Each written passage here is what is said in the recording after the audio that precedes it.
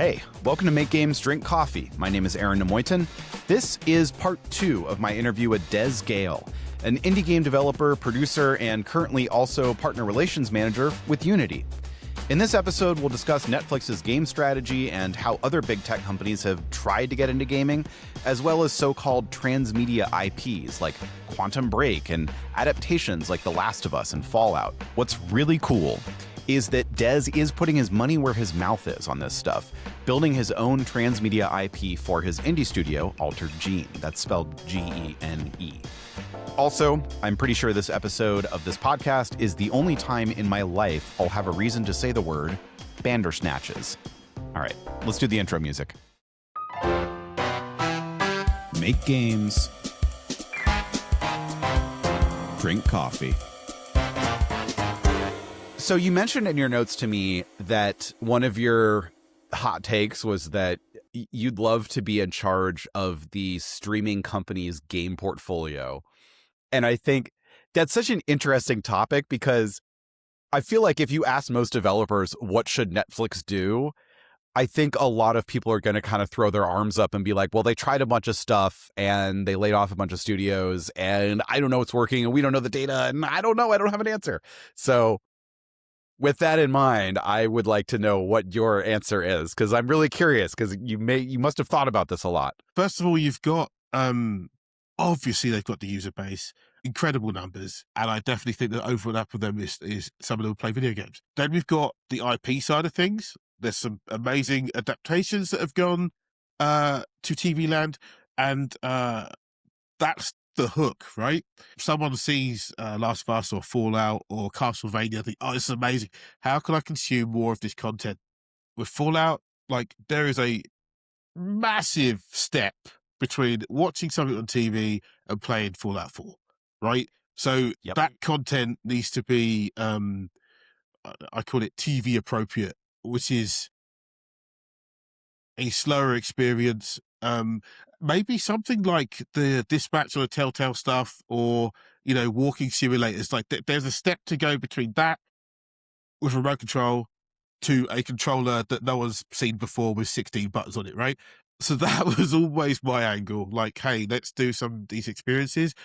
And Netflix, they tried with the choose your own adventure type stuff. And it's just like, okay, if you're from TV land, that's not going to fly. If you're from video game land, that's not going to fly. Like, I don't know who that is for. And then mobile games. I don't know if you, in the early days, if you ever tried it out, but when you open Netflix app on your phone, video games weren't even above the fold. They were like 2 or 3 swipes down. And you're like, okay, great, no worries. And then the experience of getting a game on your phone was horrendous. You'd get it on Netflix, you get taken to whatever store it's on, then you come back to Netflix and you're just like, that experience is not good. Netflix do a recommendation engine. At no point did they say, hey, you just watched Street Fighter. Did you know there's a Street Fighter game? It's like, and the thing is, it's all owned. Like, it's all their own stuff. Like, come on, guys. Like, just connect the dots. It's super easy. So yeah, all those things are a pain. And then, again, it's budget. And I'm not just going to pick on Netflix. I'm going to pick on Google and Stadia as well. Like, I think they fundamentally misunderstood gamers, right? So if I'm at home, I'm going to use the fastest, simplest connection I've got. I've got an Xbox, I've got a PlayStation. If I'm going to play a Ubisoft game, it's going to be on one of those. I'm not going to stream it to my TV. Like, the box is right there connected to it. No latency, nothing. So just that purchase or that option is just like, that's wrong. I would have went to mobile devs and be like, hey, do any of you have any interest in like graduating to PC or big screen? Because we give you a bit of money, you can make a flat screen experience for us, probably give you an exclusivity period, and then you can whack it on Steam, right? Like, that de-risks it for the dev, gives them a new platform/revenue stream, and bridges the gap to obviously the big ticket to the big show on Steam. the thing is, I'm smart, but I'm not uniquely smart. There are people that pay double what I do who could easily have done this. And it just makes me sad. Like, no, actually, to be romantic about it, I hope that they did say these options. And then it's like, someone above them is just like, no, we should do this. So yeah, I'm being nice. I give people the benefit of the doubt. And these check sizes were ridiculous. It's just like, just a minute, you've just that game already exists. The effort to get it on your ecosystem is not that check size, right? Right. that check size is make a game from scratch size. They could have went to 3 territories, right? Like, the Americas, Europe, APAC, picked 20 developers in each unit, and then got 60 awesome games, right? Potentially awesome games, but and for a fraction of the price. So yeah, it hurts a lot because I'm just like, oh man, this is such a simple. Like, there's no money, there's loads of devs, problem almost solved. And then let me come back to Netflix. Is they're everywhere, right? And I know. Like, if you got Western content, it's not always going to serve everyone globally, right? So you should go to the market, and they know this from TV and film. They know it. So I'd love to see them, go to Africa, go to Asia, and just be like, hey, make us some local content. Like, there's 300 million eyeballs that we think could possibly look at this content. And we think this is the value that we can attribute to that. So go and make something cool. Makes me sad. You've brought up so many potentially like interesting avenues for discussion. So I think, for example, I would imagine that the reason that Netflix failed to promote games further up on their various homepages that they present to users is probably just a matter of company structure and incentives, and that the person who would have wanted them to do that was not on the team that does the homepage stuff. And the team that does the homepage stuff was probably like, well, yeah, we measured all these things against our priorities and our metrics and our projections, and we just determined that we cannot increase engagement by our goals by directing people to games because the number of people that are going to go to them is a lot smaller than the people who might watch the next episode of some series that they started, or a spinoff, or whatever, some new reality show that we came up with.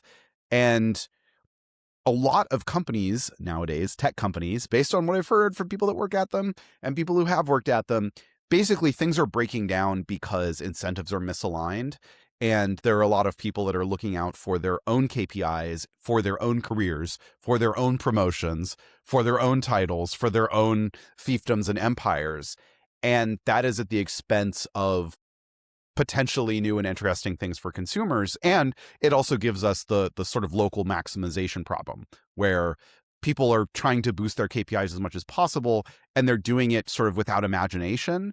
And so they're getting the best out of the systems and the concepts that they already have available without trying anything dramatically new, because that's actually riskier. And even though the upside might be much potentially higher, the downside is also potentially a lot worse as well. So why bother, right? You can get your salary, you get your bonus, you get your stock options, you get your promotion, and then you move on, and then you become like Tim Ferriss and retire early and travel the world, whatever podcasts they're listening to. You get what I'm saying? Yeah. Oh man, yeah. There's definitely a case of that, right? And I think, because in a couple of places I've been, like, no one wants to be the one that picks the stinker, and like, so good games fail all the time. It's just the world we're in. So you've already got that. So do you want to be the one that just pick the one that doesn't really conform to general, like, company strategy? No, you don't. You don't really, like, because most of these companies, you don't really survive a mistake. I would be the person to be like, look, we played it straight on these 8. I think we should take a punt on these 2, and I think that's reasonable. And again, there's no such thing as a safe bet, but, like, look, these 8 are going to do these numbers. So if these do terrible, we still hit KPI 1 instead of all 5, right? Like, it's not a complete failure. And plus, we've done some good. which I think a lot of people companies forget. Like, you should do good. It's like, money's amazing. Obviously, you got to keep the lights on, but like, have a couple of opportunities to do some good. And every so often you are going to get a home run, right? It'd be great if they were all base hits, but every so often you're going to get a home run. And I think you don't do that without some level of risk. When they're taking these risks, sometimes they don't take the risks with a new team. They don't go all the way. They just say, oh, hey, you were successful doing this thing. We want you to have a go doing this next thing, which is like, they think is safe, but like, that's even riskier because, okay, well, we're really good at making these things. We've never made this thing before. That's the same risk as using a team that's not made a successful game before. Like, it doesn't work. Make Games, Drink Coffee is brought to you by me, Aaron Nemoitin. No sponsors, just me doing the production, editing, even the music. I would really appreciate if you hit all the relevant buttons on whatever platform you're listening on. Subscribe, follow, like, review, comment, whichever verb is appropriate, so the almighty algorithms can put more of whatever this is in people's ears. As always, questions, comments, recipes for delicious cookies are always welcome at makegamesdrinkcoffee@gmail.com. All right, back to the show. One last thing I wanted to ask about in regards to streaming and what streamers should do was, you mentioned that something like, I think you were talking about Bandersnatch, the Black Mirror choose your own adventure thing. It's interactive, so it's not for all the people that are going to watch the non-interactive TV show because they don't necessarily want to engage like that. But it's also a choose your own adventure TV show, so it's not necessarily the right thing for a gamer target audience, so to speak. So then who is it for? I also want to note that Netflix's production costs, like their standards for how much money they're willing to spend on one of their headliner shows, are ridiculously high. You could make a bunch of games for what they spent on the last season of Stranger Things, right? Right.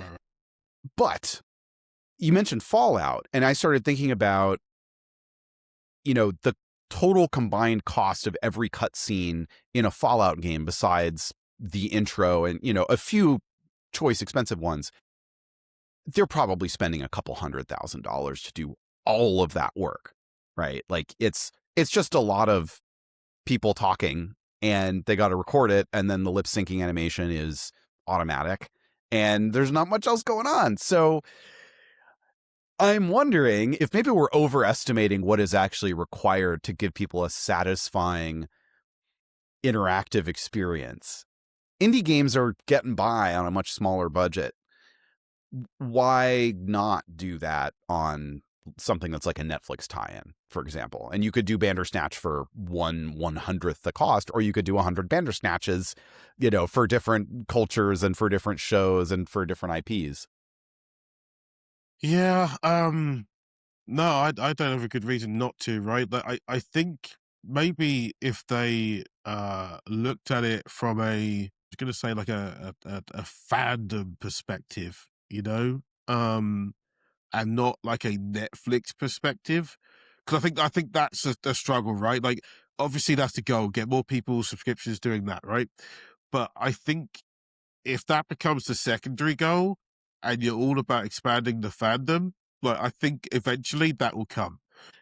And like, as you said, those experiences can be anything. And it's not really about creativity, like between like indie and AAA. Like, it's not really about that, but it is about how deep they want to go into the lore and how much they love it, right? I mean, this isn't a Netflix property, but like, if I step aside to The Last of Us for a little bit, obviously they did the right thing by having people who worked on the game in the show, like running the show, like, no brainer. That's really cool. So, but the one thing I loved about it is it wasn't 1-to-1, right? They knew that this has to be for a linear audience and it has to work like that. If you're coming from video games, there's stuff you're gonna like, oh yeah, cool, like that's cool, that's different. And at that point, the game fans are in two camps. One is the misinformed camp. Oh my God, I can't believe they changed that from the game. Oh, so terrible. What a crazy decision. And then you've got the other side, which is like, oh, that's an interesting choice.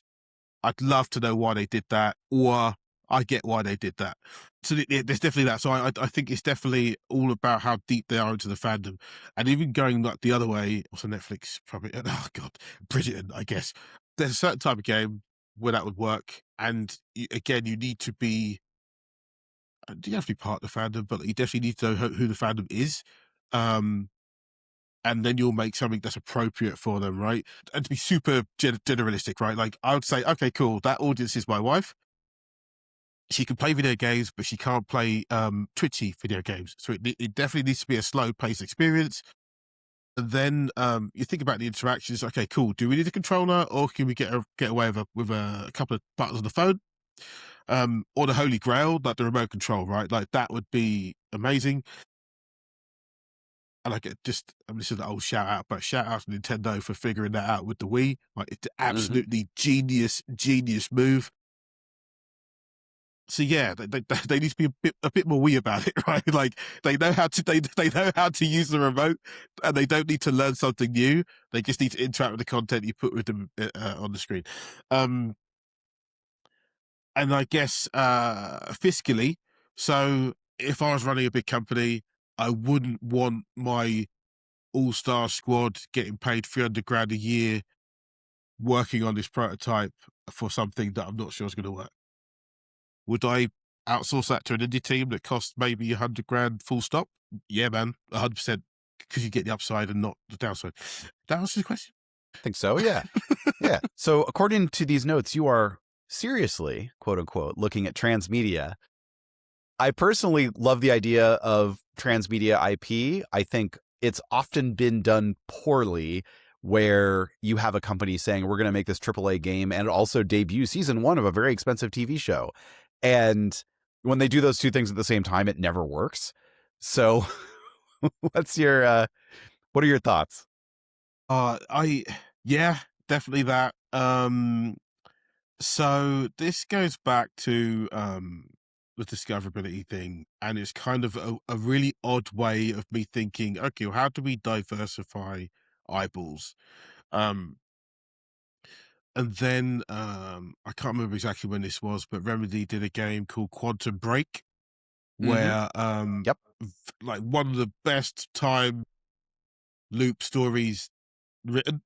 And they did a live action TV show, which again, valiant attempt, really, really cool. It wasn't like really great production values, but then there was just no, like, how do you sync something with, okay, we sold a game in all these territories, and like appointment television, or even back at that point, just wasn't a thing anymore, right? Like that's been blown out the window. So that was a component. Like I really, they should have. I mean, should have, doesn't matter. Can't go back in time, but like it would have been great if they were like, okay, you know what? It's going to be on YouTube or whatever.